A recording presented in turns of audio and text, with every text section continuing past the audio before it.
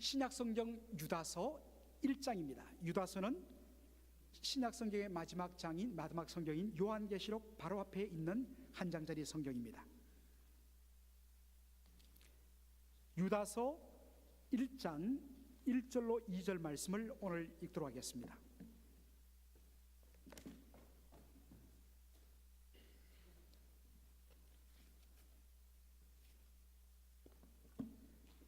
한 목소리로 우리 다 함께 읽도록 하겠습니다. 다 같이 시작.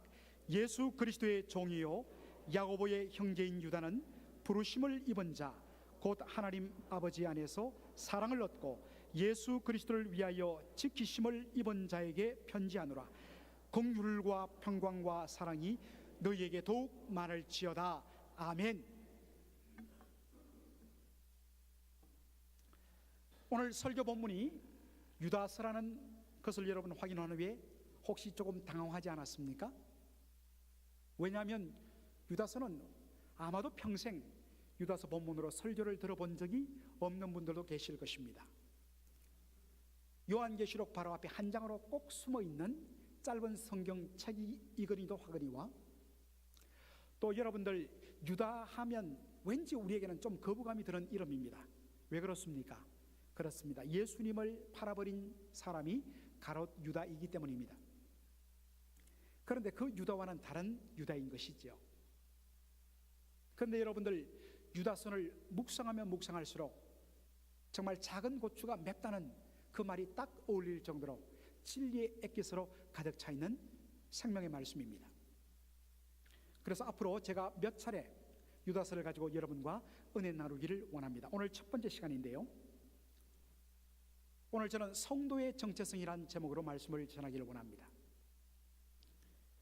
유다서 1장 1절에 보면 유다가 자기 자신을 이렇게 소개하는 것을 볼 수 있습니다. 예수 그리스도의 종이요 야고보의 형제인 유다라고 이야기하고 있습니다.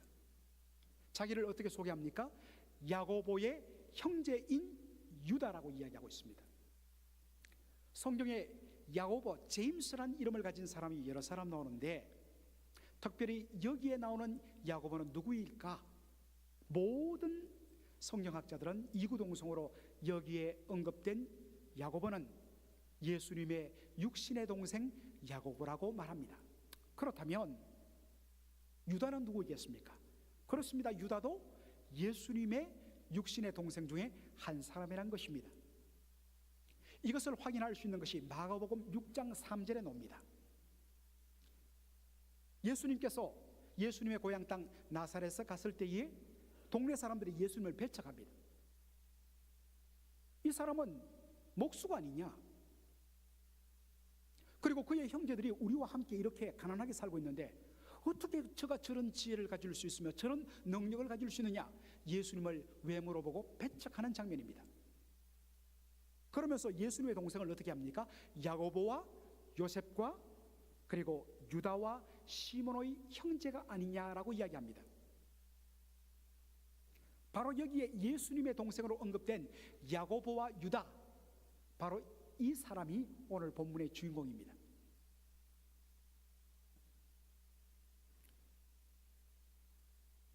야고보와 유다는 문자 그대로 예수님의 육신의 동생이었습니다. 그러니까 초대교회에서 목에 힘줄 만한도 했고 또 많은 사람들이 예수님의 친동생이기 때문에 그들을 향하여 특별히 주목하면서 존경을 했을 것입니다. 심지어 형님의 이름을 팔아서 우리 형님이 교회의 머리 되니까 내가 이 교회를 이끌며 지도한다 라고 해서 누가 이의를 제기하지도 않았을 것입니다. 어떤 의미에서 예수님께서 부활하시고 나중에 성천하시면서 이 땅에 남아있는 교회를 어떻게 관리할까 생각했을 때 다른 사람보다는 이왕이면 같은 어머니의 배를 빌려서 난 내 육신의 동생들한테 맡기는 것이 안전할 거다, 그렇게 생각했을지도 모릅니다. 여러분들 한동안 한국에서 유행됐던 고사성어의 패러디를 기억하실 것입니다. 만사형통, 원래 의미는 무엇입니까? 만사 모든 일들이 형통하다, 잘 된다는 의미입니다.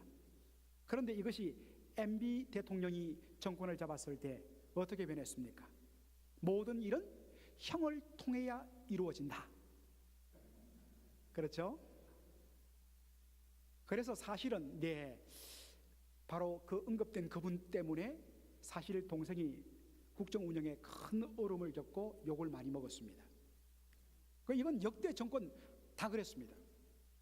우리 한국의 대통령들 왜 불행했느냐? 자신의 자식들과 형제들과 친인척 관리에 실패했기 때문입니다. 권위를 국민들로부터 부여받은 사람은 대통령일 뿐인데 대통령의 친인척 자식이라고 해서 마치 자신이 뭔가 권력을 가진 것처럼 휘두른 바람에 온 나라가 혼란에 빠진 것을 보게 됩니다. 그런데 오늘 본문에 보니까 유다가 자기 자신을 어떻게 소개합니까? 예수 그리스도의 종 유다라고 이야기합니다. 영어 성경은 Servant of Jesus Christ라고 이야기하고 있는데 더 정확하게 헬라어 원어를 번역하면 Slave, 노예입니다. 나는 예수 그리스도의 노예다. 사적으로는 어머니 마리아의 배를 빌려 같이 태어난 동생입니다. 그러나 공적으로는 그도 예수님에 의해서 구원받은 자요, 예수 그리스도가 주님 된 종된 자요, 교회의 머리 대신 예수 그리스도의 한 지체에 불과하다는 것입니다.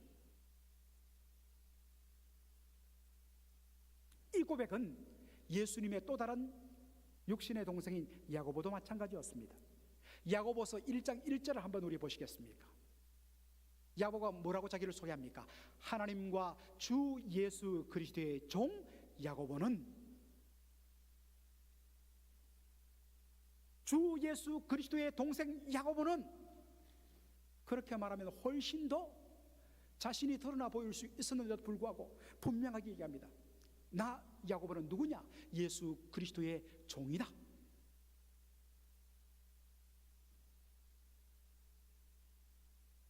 예수님은 부활 성천하시면서 교회를 자신들의 동생에게 맡기지 않았습니다. 예수님의 육신의 동생들은 자신이 예수님의 동생이란 그것을 빌미로 해서 교회 자신을 드러내지 않았습니다. 오히려 철두철미하게 자신은 주님의 종이라고 낮추었습니다. 반면에 초대교회는 예수님의 육신의 형제들을 어떻게 했습니까? 갈라디아서 1장 19절을 한번 보실까요? 바울이 이렇게 이야기합니다. 주의 형제 야고보, 주의 형제 야고보. 야고보를 주의 형제라고 깍듯하게 그렇게 대우합니다. 예수님의 육신의 동생인 두 사람은 철두철미하게 자기를 낮추고 부인하고 감추고 예수님의 종이라고 그렇게 겸손하게 섬기고, 교회는 주님의 형제들에 대해서 깍듯하게 예우를 갖추면서 존경해주는 이 아름다운 하모니, 이 아름다운 균형, 얼마나 아름다운 모습입니까?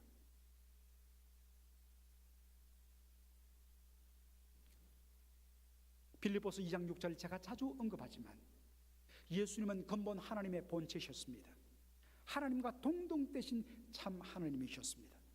그러나 아버지 하나님을 사랑하여서 하나님의 뜻을 이루기 위해서 하나님과 동등됨을 취할 것으로 여기지 아니하시고 스스로 자기를 비워 종의 형체를 입으시고 이 땅에 오셔서 자기를 낮추시되 십자가에 죽기까지 복종하시면서 낮추셨습니다.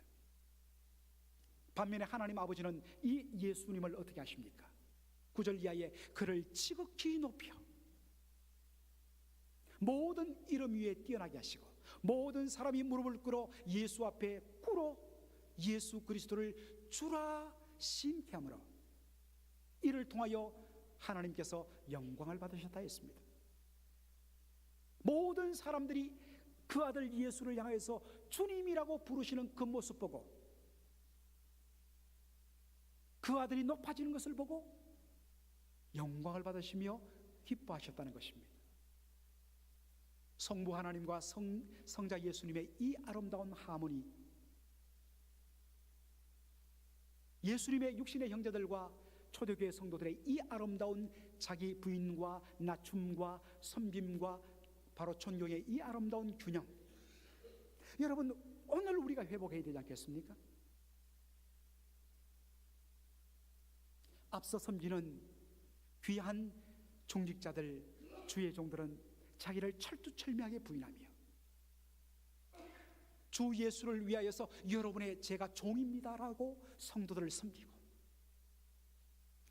그렇게 충성을 다하여 섬기면서도 늘 저는 무익한 종입니다, 마땅히 해야 할 일을 했을 뿐입니다 하고 자기를 십자가 뒤에 감추고, 성도들은 앞장서 섬기시는 종들을 향하여, 장로님들과 귀한 중직자를 향하여서 격려하며 세워주며 존경하며 예를 갖추며, 여러분 이 아름다운 모습이 2000년 전 과거의 사건만으로 우리가 모두 두었어야 되겠습니까? 오늘 우리가 회복해야 할 바로 오늘의 사건 되어야 되지 않겠습니까? 이런 아름다운 섬김과 존경의 하모니가 회복되어지는 우리 맥걸린 한인 장로 되기를 주의 이름으로 축원합니다.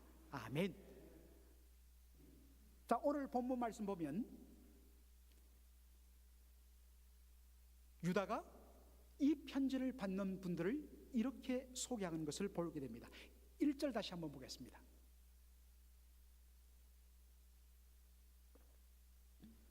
예수 그리스도의 종이요 야고보의 형제인 유다는 부르심을 입은 자 곧 하나님 아버지 안에서 사랑을 얻고 예수 그리스도를 위하여 지키심을 입은 자들에게 편지한다 했습니다. 편지를 받는 성도들을 세 가지 다른 이름으로 그렇게 소개하고 있습니다. 부르심을 입은 자요, 하나님 아버지 안에서 사랑을 얻은 자요, 예수 그리스도를 위하여 지키심을 입은 자들이라고 이야기하고 있습니다. 첫째로 성도가 누구인가? 성도는 하나님의 은혜로 부르심을 받은 자입니다. Those who have been called. 여러분들 보통 우리가 하나님에게 부르심을 받았다, 한자로 말하면 소명이라고 이야기하죠. 우리가 소명받았다 하면 보통 우리는 목회자나 선교사로 부름받은 특별한 직분으로 부름받은 것으로 우리는 이해합니다. 그러나 신약 성경이 하나님께서 부르셨다, 하나님에 의해서 부름받았다 했을 때 이 부름을 받은 것, 부름을 입은 것은 철두철미하게 하나님의 구원의 은혜로 부르심을 의미합니다. 특별히 우리가 이것을 문법적으로 보기를 원하는데, 문법적으로는 수동태 패시브입니다. Those who have been called, 하나님에 의해서 부름을 받았다는 것입니다. 여러분, 저와 여러분이 어떻게 구원으로 부름을 받았습니까? 내가 자발적으로 하나님을 찾아 나갔어.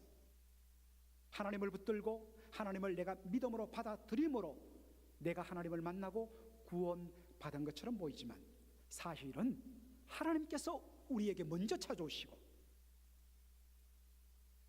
먼저 우리를 부르시고 우리를 만나주신 그 은혜로 말미암아 우리가 구원을 받은 것입니다. 엄밀한 의미에서 예수 믿기 전 우리의 상태는 영적으로 죽은 자였습니다. 여러분, 영적으로 죽었다는 것은 무슨 의미겠습니까? 죽은 시체는 어떠한 외부의 환경과 외부의 그 신호에도 반응을 하지 못합니다. 죽었기 때문입니다. 영적인 상태도 마찬가지입니다. 영적으로 죽은 상태에서는 하나님의 구원의 은혜에 반응할 수 없습니다. 반응하기 위해서는 생명이 들어가야 됩니다. 그래서 성령님이 찾아오셔서 죽은 우리의 영혼을 다시 거듭나게 하시고 살려내시고 생명의 호흡을 불어내시고 닫혔던 우리의 영혼을, 우리의 눈을 열어주시고 말씀을 깨닫게 하시고 십자가를 붙들게 하시며 믿게 하시고 신케함으로 말미암아 우리가 주님을 고백하게 된 것입니다.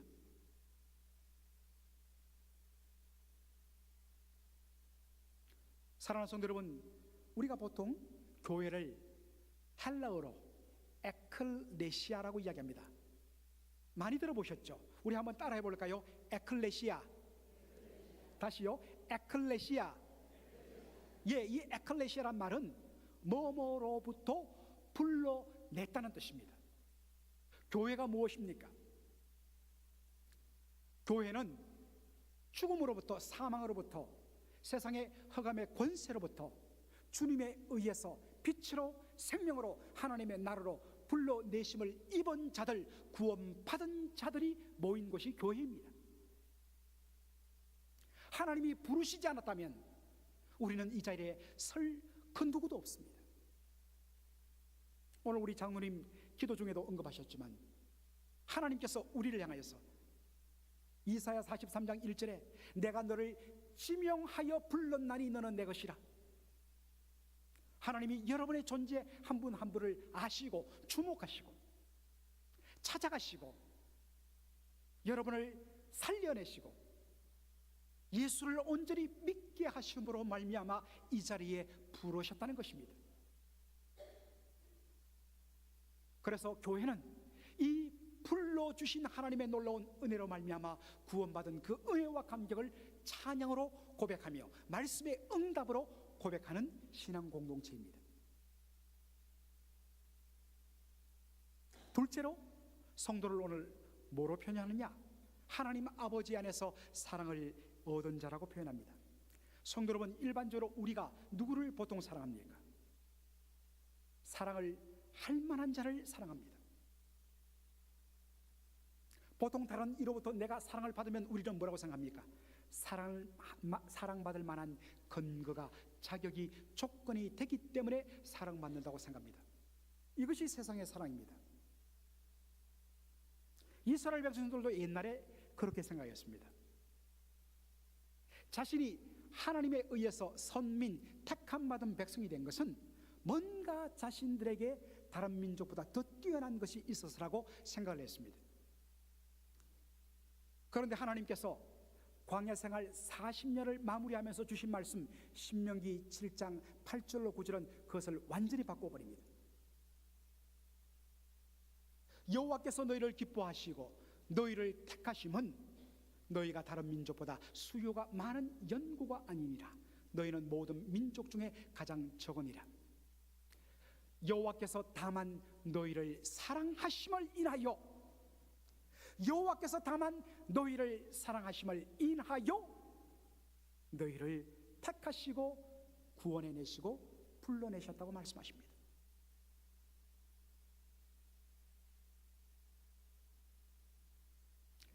하나님이 이 말씀을 언제 주셨다고요?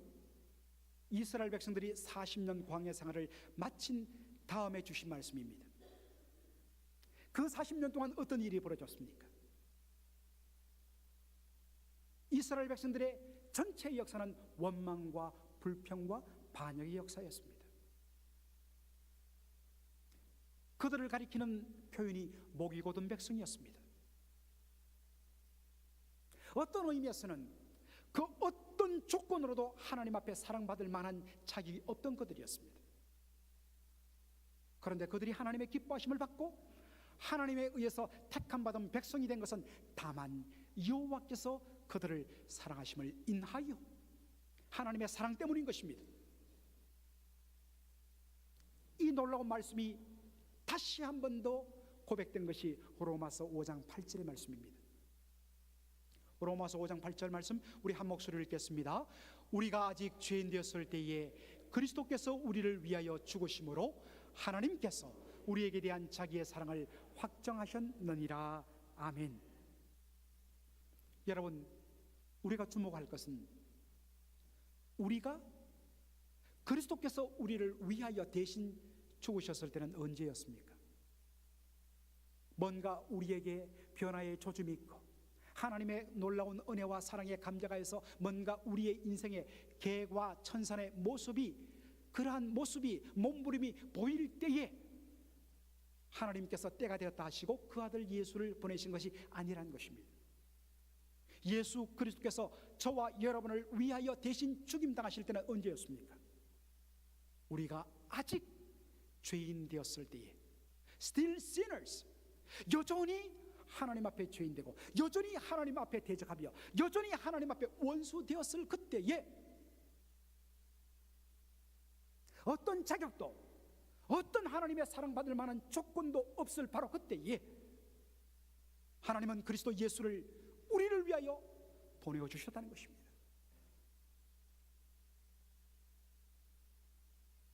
그러므로 우리의 하나님을 향한 사랑과 열심과 충성과 그 온전한 사랑의 고백은 뭔가 하나님으로부터 무엇을 받아내기 위한 조건이 아니라 이 놀라운 은혜와 사랑이 너무 감사해서 그 사랑에 감격하여서 하나님 앞에 사랑과 감사의 고백으로 드려져야 하는 것입니다. 사랑하는 성도 여러분, 하나님 아버지 안에서 사랑을 입은 자로서 그 사랑의 고백이 어떻게 확인되어져야겠습니까? 내가 값없이 자격 없는데도 조건이 없는데도 하나님께서 나를 사랑하여 주시고 나를 위하여 독생자를 보내어 주셔서 그 은혜로 부름받고 내가 구원받았다면, 그 사랑의 고백을 하는 공동체라면 마땅히 이제는 눈을 옆으로 돌려 나의 사랑을 받을 자격이 없고 조건이 없음에도 불구하고 아버지 하나님의 그 사랑에 근거하여서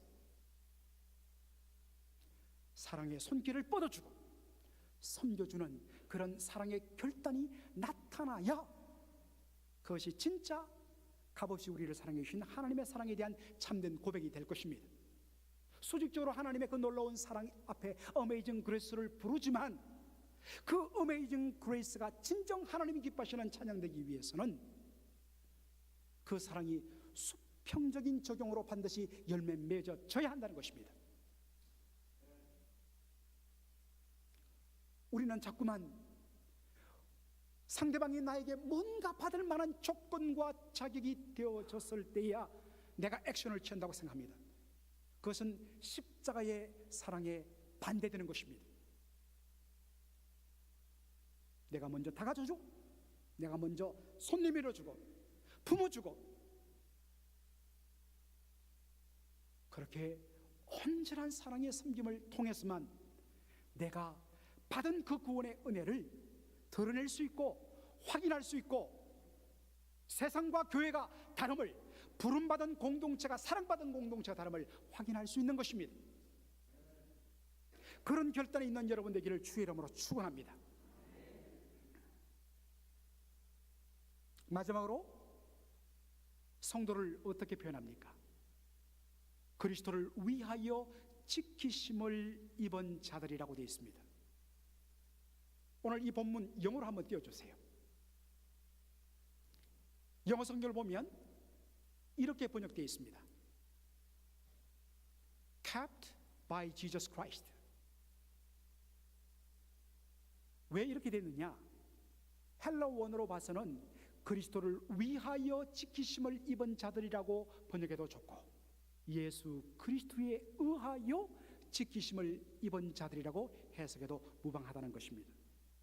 여러분, 예수님은 십자가에 피 흘려 죽으시고 죄와 사망에서 우리를 구원해 내시는 것으로 이제 나의 사명은 끝났다, 너희들이 알아서 하라고 우리를 내버려 두시는 분이 아니십니다. 세상에 어떤 부모가 사랑하여서 사랑의 열매로 자식을 낳았다고 해서 이제 너도 독립된 인격체니까 네가 알아서 살라고 할 부모가 어디 있겠습니까? 오늘 우리 커플들이 축복을 받았는데 저 커플이 결혼했다고 이제는 가정을 이루었다고 부모의 염려와 근심과 사명이 끝나겠습니까? 그 다음에는 또 나중에 그들의 2세를 위해서 염려하고 그들의 손자를 위해서, 손자녀를 위해서 염려하며 마지막 우리의 호흡이 끝날까지 부모의 자녀를 향한 그 사랑의 마음은 끝나지 않는 것입니다. 마찬가지입니다. 오늘도 예수님은 성령님을 보내주셔서 우리를 지키시며 우리의 구원의 최종적인 완성이 이를 때까지 우리에게서 단 한 번도 눈길을 떼지 아니하시며 단 한 번도 우리를 붙드신 손을 놓지 않으시는 분이십니다. 여기에 지키신다는 이 말을 원어적으로 풀이하면 to watch, 지켜본다는 것, To hold fast, 굳세게 잡아서 한 번 잡은 것은 결코 놓지 않는다는 의미입니다. 때로 우리가 구원받고 하나님의 자녀가 되었지만 우리의 실상은 어떻습니까? 얼마나 자주 우리가 낙심하고 얼마나 자주 우리가 하나님의 말씀대로 이스라엘 백성처럼 패역한 그런 행동을 할 때가 많습니까? 그럼에도 불구하고 우리를 향하여 단 한 번도 눈길을 떼신 적 없으시고 우리를 향하여 붙드신 손을 단 한 번도 놓지 아니하시며 마지막 우리가 최종적인 구원을 받을 때까지 우리를 끝까지 붙드시며 영광에 이르도록 하시는 그 하나님의 은혜의 손이 우리를 붙들고 계시다는 사실입니다. 그러므로 여러분들 때때로 믿음 생활하다가 낙심한 분들을 볼 때가 있습니까? 구원의 감격 속에 있다가 신앙에 멀어지고 신앙에서 떨어진 헤매는 자녀를 볼 때가 있습니까? 한때는 구원의 은혜와 감격에 사로잡혀서 그렇게 뜨겁게 했는데 요즘에 식어버린 내 자신을 보면서 실망하며 혹시 주님께서 나를 멀리하시는 것이 아닌가 두려워하는 분이 있습니까? 아닙니다. 그분은 여전히 우리를 안고 계시며 여전히 품고 계시며 여전히 붙들고 계시며 단 한 번도 졸지도 아니하시고 주무시지도 아니하시고 당신의 사랑하는 눈길을 우리를 향하여 주목하시는 끝까지 지키시는 그 하나님의 사랑 속에 우리가 있습니다. 그러므로 여러분들 지친 여러분의 몸과 영혼을 벌떡 일으키시고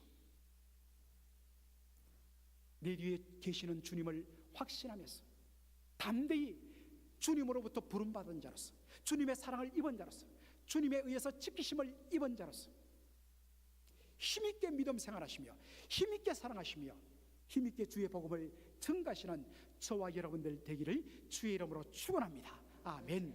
기도하겠습니다.